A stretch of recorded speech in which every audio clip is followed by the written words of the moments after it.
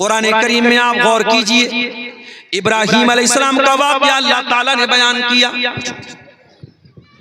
इब्राहीम अलैहिस्सलाम अल्लाह के खलील हैं, अल्लाह के पैगंबर हैं, अपनी कौम को तौहीद की दावत दे रहे हैं। और इब्राहीम अलैहिस्सलाम अपनी पूरी कौम को चैलेंज देते हैं, लअकीदन्न असनामकुम बाद अन तुवल्लू मुदबिरीन।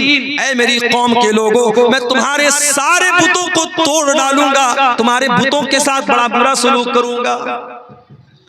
ये मजाक नहीं है मेरे भाइयों, ये आसान काम नहीं है। पूरी कौम को इतना बड़ा चैलेंज दे देना, पूरी कौम मुशरिक है, पूरी कौम बुतों की पुजारी है और बुतों की पुजारी कौम को ये चैलेंज दे रहे हैं, तल्लाही लअकीदन्ना असनामकुम, मैं तुम्हारे बुतों के साथ बहुत बुरा सलूक करने वाला हूं। और एक दिन इब्राहीम अलैहिस्सलाम ने मौके को गनीमत जाना और जब कौम के लोग अपने मेले ठेले में गए थे, इब्राहीम अलैहिस्सलाम जाते हैं और अपनी कौम के सबसे बड़े इबादत खाने में दाखिल होते हैं और उनके सारे बुतों को तोड़ देते हैं, सिवाय बड़े वाले बुत के, बड़े वाले बुत को छोड़ देते हैं। कौम के लोग जब मेले से वापस आते हैं, उन्होंने देखा हमारे माबूद के साथ ये हाल हो गया है। कालू मन फ़अला हाज़ा बिआलिहतिना इन्नहु लमिनज़्ज़ालिमीन, कहने लगे हमारे माबूदों के साथ ये सुलूक किसने किया है, जिसने भी किया है वो बहुत बड़ा जालिम है। कालू समिअना फतन यज़कुरुहुम युक़ालु लहू इब्राहीम, तो कौम के अंदर कुछ लोगों ने कहा एक नौजवान है जिसका नाम इब्राहीम है, उसी का ये काम है, उसी ने ये काम किया है। जरा गौर कीजिएगा मेरे नौजवान साथी, आज हमारा नौजवान वैलेंटाइंस डे पर गुलाब का फूल बांट रहा है, कार्ड बांट रहा है, मैसेजेस कर रहा है। आज हमारा नौजवान कहां खड़ा है और इब्राहीम अलैहिस्सलाम जैसा नौजवान कहां खड़ा था? जरा डिफरेंस देख लो, जरा फर्क देख लो मेरे प्यारे साथी। इब्राहीम अलैहिस्सलाम को बुलाया गया, अंत फ़अलता हाज़ा बिआलिहतिना या इब्राहीम, ऐ इब्राहीम क्या तूने हमारे माबूदों के साथ ये सलूक किया है? इब्राहीम अगर चाहते साफ साफ बोल देते हाँ मैंने ये काम किया है, मगर इससे मसला हल ना होता, मसला और खराब हो जाता। इब्राहीम अलैहिस्सलाम ने साफ साफ नहीं कहा, बल्कि कहा बल फ़अलहु कबीरुहुम हाज़ा फ़सअलूहुम इन कानू यंतिकून। कहा कि अरे भाई सारे बुत टूट गए, बड़ा वाला बचा है, बड़े वाले से पूछ लो, इसी ने तोड़ा होगा, इनसे पूछ लो। अब यहां ऐसा लग रहा है कि इब्राहीम अलैहिस्सलाम झूठ बोल रहे हैं, मगर हकीकत में ये झूठ नहीं बोला उन्होंने। उनके कहने का मकसद ये था कि इन बुतों को उसने तोड़ा है जो इनसे बड़ा था और इनसे बड़ा मैं था, मेरे हाथ में ताकत थी, मैंने तोड़ा था। मगर साफ साफ नहीं बोला, कौम के लोगों को डॉज दे दिया, उनको घुमा दिया, कहा भाई बड़े वाले से पूछ लो, इसने तोड़ा होगा। अब कौम के लोगों को थोड़ी देर के लिए अकल आई, थोड़ी देर के लिए उन्होंने गौर किया, फरजऊ इला अनफुसिहिम, थोड़ी देर के लिए उन्होंने गौर किया और उनको महसूस हुआ कि हम गलत हैं। सुम्मा नुकिसू अला रुऊसिहिम, फिर फौरन पलट गए और कहने लगे लक़द अलिमता मा हाउलाहि यंतिकून, ऐ इब्राहीम तुम जानते हो ये पत्थर के बुत हैं, ये बोल नहीं सकते। काला उफ़्फ़िल लकुम वलिमा ताबुदून मिन दूनिल्लाह, का अफसोस है तुम्हारे अकल के ऊपर, तुम अल्लाह को छोड़कर ऐसी चीजों की इबादत करते हो जो बोल नहीं सकते, जो बात नहीं कर सकते, जो नफा नहीं पहुंचा सकते, जो नुकसान नहीं पहुंचा सकते, ऐसी चीजों की तुम इबादत करते हो। अब इब्राहीम अलैहिस्सलाम ने अपनी दलील पेश कर दी और सामने जो मुशरिक कौम थी उसके सामने ये प्रूफ कर दिया कि पत्थर के बुत इबादत के लायक नहीं है, इनकी इबादत करना पागलपन है, इनकी इबादत करना बेवकूफी है। अब सामने वाले के पास दलील का जवाब दलील से नहीं था, और दुनिया का उसूल है जब दलील का जवाब दलील से न मिले तो सामने वाले के साथ ज्यादती करो। अभी आपको मालूम है शबे बारात के हलवे पर एक ताजा दलील क्या आई है, शायद आपने वीडियो देखा होगा। एक मौलवी साहब शबे बारात के हलवे की दलील क्या दे रहे हैं, बोले साहब ये लोग पूछते हैं कि हलवा कहाँ है, किताब में दिखाओ। अरे हलवा किताब में थोड़ी मिलेगा, हलवा तो कढ़ाई में मिलेगा। अब पब्लिक बेचारी हंस रही है, आहा सुभान अल्लाह माशाअल्लाह, ये तो दलील है। इस सादगी पे कौन न मर जाए ऐ खुदा, लड़ते हैं और हाथ में तलवार भी। हलवा खाना है तो खा तू, मगर कुरान को बदनाम न कर, हदीस को बदनाम न कर, शरीयत को बदनाम न कर। दलील का जवाब दलील से दे। हम तो साफ बोलते हैं हलवा खाना गलत नहीं है, मगर हलवे को इस्लाम से जोड़ना, शरीयत से जोड़ना, नबी से जोड़ना, ये गलत है। हम इसलिए शब बारात के हलवे के खिलाफ हैं। इब्राहीम अलैहिस्सलाम की कौम के पास जब दलील का जवाब दलील से नहीं था तो क्या कहा उन्होंने? कालू हर्रिकूहु वंसुरू आलिहतकुम इन कुंतुम फाइलीन। कहा कि जला डालो इब्राहीम को, इब्राहीम को जला डालो। अगर अपने माबूदों की मदद करना है तो इसको जला दो, खत्म कर दो। चुनांचे बहुत बड़ी आग तैयार की गई। अकेले इब्राहीम को जलाने के लिए इतनी बड़ी आग तैयार की गई, पूरा गांव जलाया जा सकता था, पूरा इलाका जलाया जा सकता था, इतनी बड़ी आग तैयार की गई। लेकिन जब इब्राहीम को आग में डाला जाने लगा, इब्राहीम की पेशानी पर कोई बल ना आया, इब्राहीम के चेहरे पर कोई घबराहट नहीं आई। इब्राहीम अल्लाह की तौहीद के लिए आग में डाले जा रहे हैं। इब्राहीम के चेहरे पर सुकून है, उनकी पेशानी पर सुकून है, और इब्राहीम की जबान पर बस एक ही जुमला है, हस्बी अल्लाहु व निअमल वकील। अल्लाह मेरे लिए काफी है, और अल्लाह से बेहतरीन मदद करने वाला कौन है, अल्लाह से बेहतरीन कारसाज कौन है। ये दुआ पढ़ते हुए और ये जिक्र पढ़ते हुए इब्राहीम अलैहिस्सलाम आग में चले गए। अल्लाह चाहता बारिश बरसा देता, आग बुझ जाती। अल्लाह चाहता हवा चला देता, आग बुझ जाती। अल्लाह चाहता इब्राहीम को आग में जाने ही न देता, बीच में से इब्राहीम बच जाते। मगर अल्लाह ताला को अपनी कुदरत आज अलग तरीके से दिखाना था। कुलना या नारु कूनी बरदन व सलामन अला इब्राहीम। अल्लाह ने डायरेक्ट आग से कहा, ऐ आग तू ठंडी हो जा और सलामती वाली हो जा मेरे इब्राहीम के लिए। आज भी हो जो इब्राहीम सा ईमा पैदा आग कर सकती है, अंदाज़े गुलिस्तां पैदा।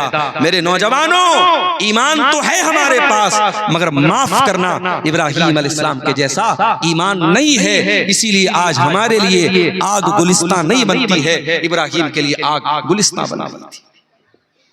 बताना ये चाहता हूं कि इब्राहीम ने जब ये कारनामा अंजाम दिया, वो 50 साल के बूढ़े नहीं थे, वो 70 साल के बूढ़े नहीं थे, वो 20-25 साल के नौजवान थे।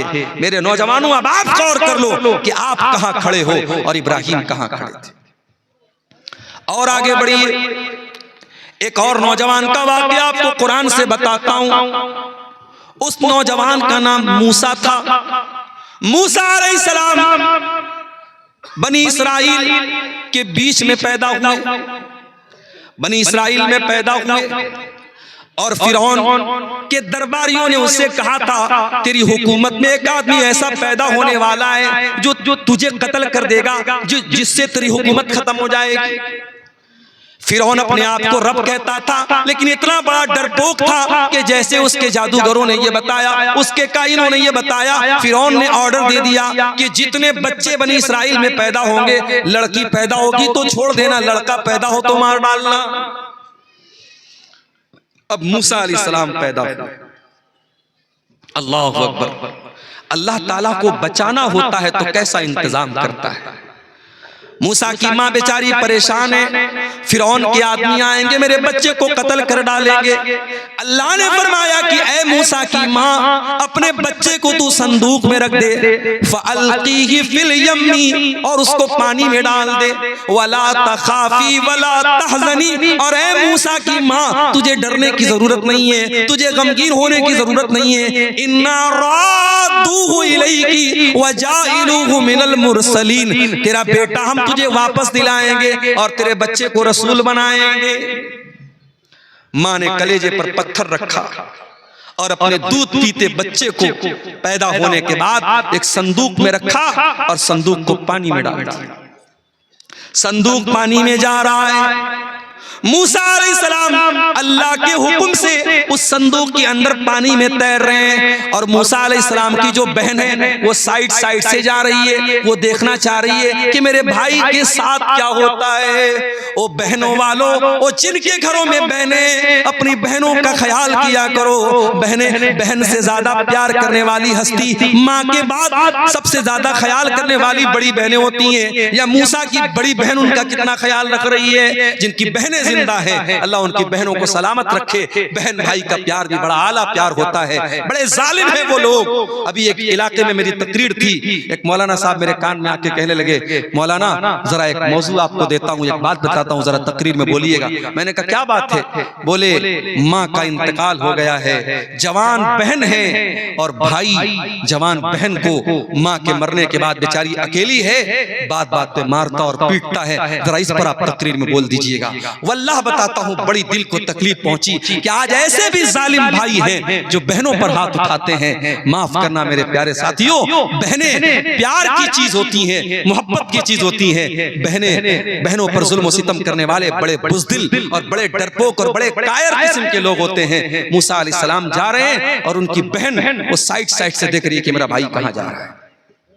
जब ये संदूक पहुंचा है, कहां पहुंचा?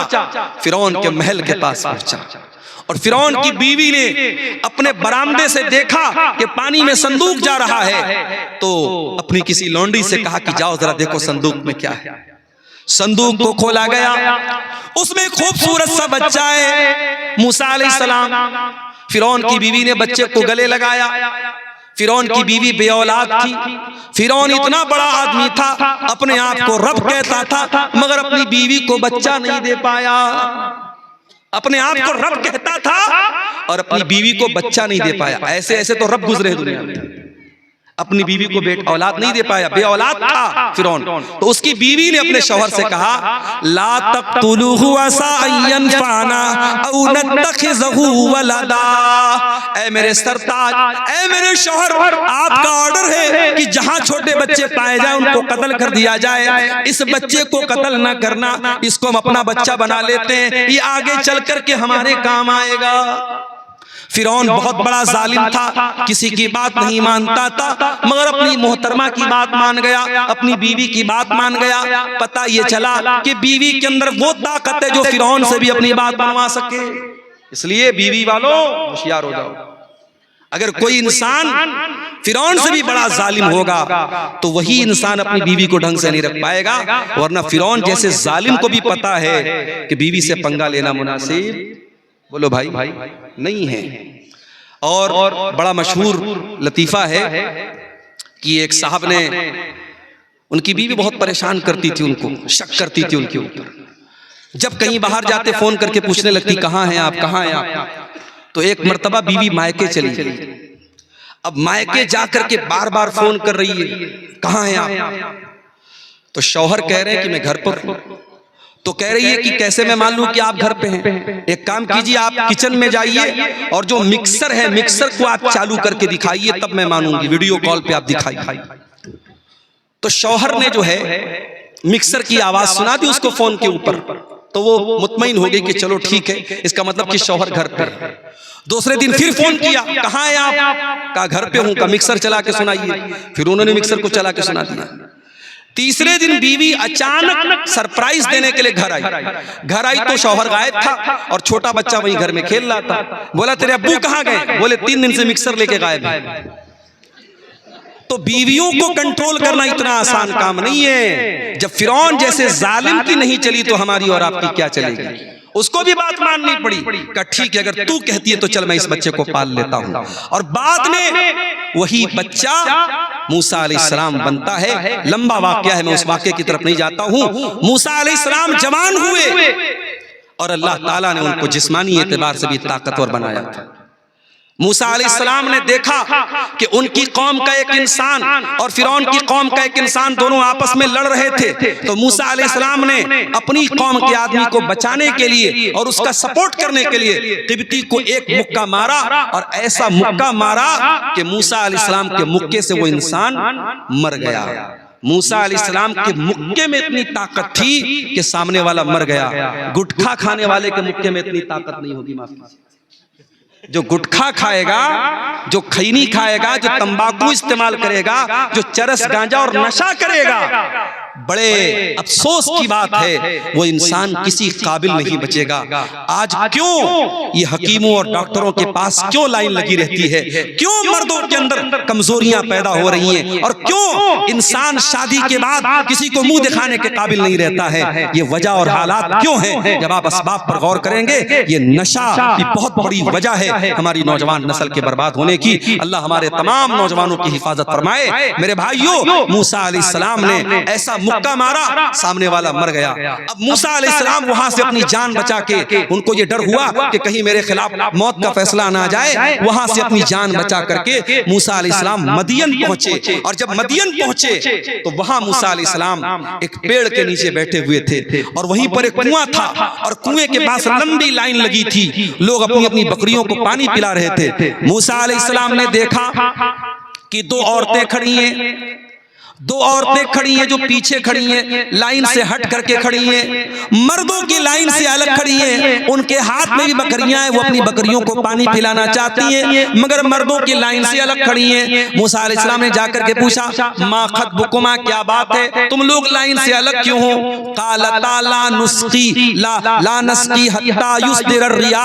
तो उन दोनों औरतों ने कहा कि हम अपने जानवरों को तब तक पानी नहीं पिलाएंगे जब तक ये तमाम मर्दों की लाइन खत्म न हो जाए। वह अबूना शैखुन कबीर, हमारा बाप बहुत बूढ़ा हो चुका है, मजबूरी में हमको ये काम करना पड़ रहा है। अच्छा, तो ये बात है। मूसा अलैहिस्सलाम ने दोनों लड़कियों की बकरी को लिया और ले जाकर के लाइन को चीरते हुए आगे बढ़े। बॉडी बिल्डर तो पहलवान तो थे ही, किसकी मजाल थी मूसा अलैहिस्सलाम को रोक आगे बढ़े और उनकी बकरियों को पानी पिलाया, और पानी पिला करके उन औरतों के हवाले कर दिया। बस उनकी मदद करके चले आए। आज हमारा नौजवान तो किसी लड़की की मदद कर ले तो जब तक मोबाइल नंबर ना ले ले तब तक चैन से नहीं बैठे। यानी नेकी करके दरिया में डालने वाला रिवाज खत्म है आज के दौर में। मूसा अलैहिस्सलाम दोनों औरतों की मदद करते हैं, और मदद करने के बाद आकर के पेड़ के नीचे बैठ जाते हैं और अल्लाह की बारगाह में दुआ करते हैं, रब्बे इन्नी लिमा अनज़लत इलैया मिन खैरिन फ़क़ीर। ऐ अल्लाह, मैं तेरा बंदा हूँ, तेरे करम का मोहताज हूँ। ऐ अल्लाह, तू खैर नाजिल फरमा दे, मैं तेरे खैर का मोहताज हूँ, तेरी भलाई का मोहताज हूँ। अभी मूसा अलैहिस्सलाम की जबान से दुआ निकली कि इतने में कुरान कहता है, फजाअतु इहदाहुमा तमशी अला इस्तिहया, उन दोनों लड़कियों में से एक लड़की चलते हुए आई। दोनों लड़कियों का नाम कुरान ने बयान नहीं किया।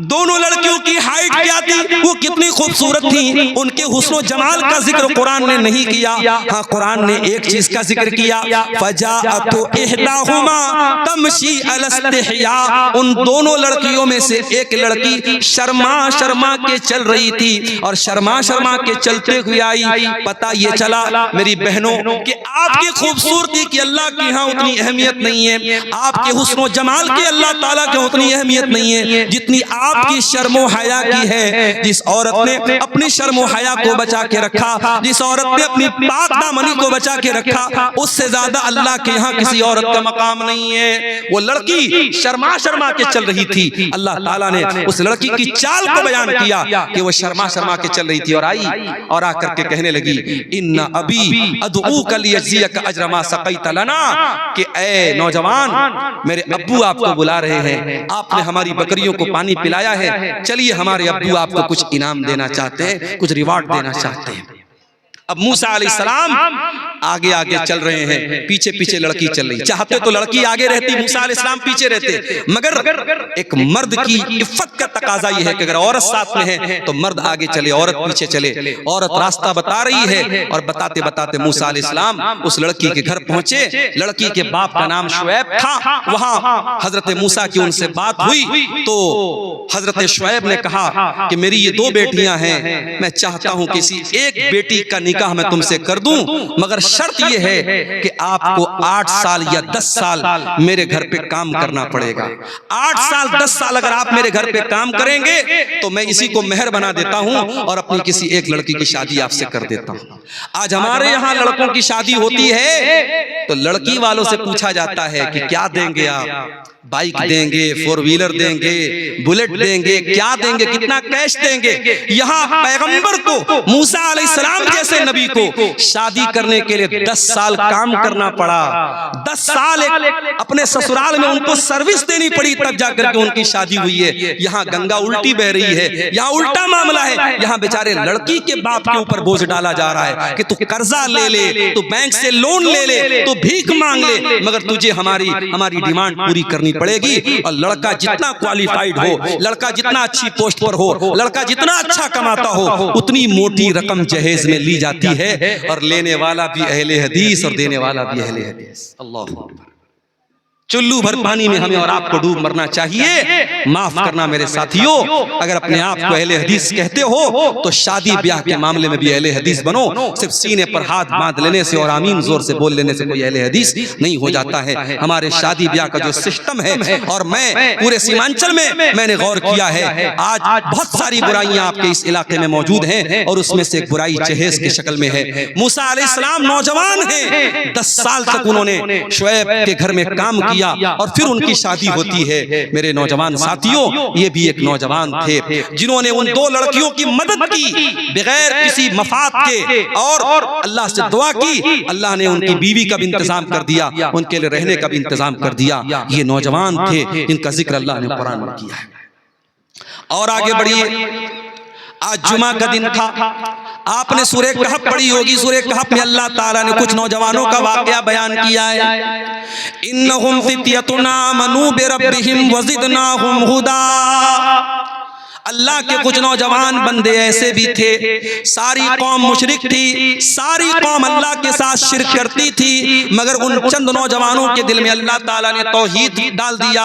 वो एक अल्लाह के ऊपर ईमान ले आए, तौहीद के रास्ते पर आ गए। और जब उनको ये पता चला कि अगर अपनी कौम को हम बताएंगे कि हम तौहीद पर चल रहे हैं, हमारी कौम के लोग हमारा जीना हराम कर देंगे, फ़अबू इलल कहफ़ी, तो उन नौजवानों ने एक पहाड़ की गुफा में जाकर के, गार में जाकर के पनाह ले ली। वो अच्छे बाप की औलाद थे, बड़े बाप की औलाद थे, हवेलियों में रहते थे, महलों में रहते थे, लेकिन अपने ईमान को बचाने के लिए, अपनी तौहीद को बचाने के लिए उन नौजवानों ने अपने बाप का महल छोड़ दिया, अपनी माँ की हवेली छोड़ दी और पहाड़ की गुफा में जाकर के पनाह ले ली। और पहाड़ की गुफा में जाकर के 309 साल तक वो सोए रहे। अल्लाह ताला ने 309 साल तक उनको सुला के रखा। ये पूरा वाकया अल्लाह ताला ने बयान किया है। और एक चीज को अल्लाह ताला ने हाईलाइट किया है, इन्नहुम फित्यतुन आमनू बिरब्बिहिम, कि ये चंद नौजवान थे जिन्होंने इतना बड़ा कारनामा अंजाम दिया।